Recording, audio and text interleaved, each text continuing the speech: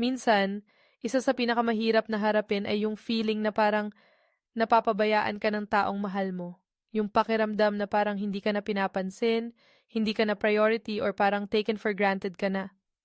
Masakit talaga and it makes you question a lot of things, yung halaga mo, yung relationship nyo, at kung saan ka nga ba talaga nakatayo sa buhay nila. Pero tandaan mo, yung neglect na nararamdaman mo, hindi yan ang sukatan ng value mo.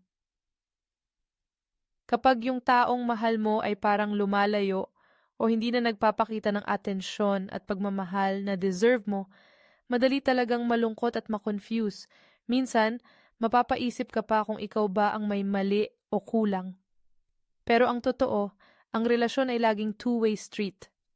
Hindi mo responsibilidad na ikaw lang ang magpasan ng lahat para mag-work ito. Paano nga ba maka-move on dito? Una, hayaan mo ang sarili mong maramdaman ng sakit.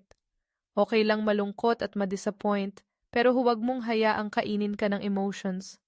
Acknowledge mo yung feelings, pero huwag mong hayaang mag-define ito ng worth mo. Ang halaga mo ay hindi nawawala dahil lang sa hindi ito nakita ng ibang tao. Pangalawa, mag-communicate. Minsan hindi nila napapansin kung paano sila nakakaapekto sa'yo. Kailangan mong iparating ng maayos at kalmado kung ano ang nararamdaman mo.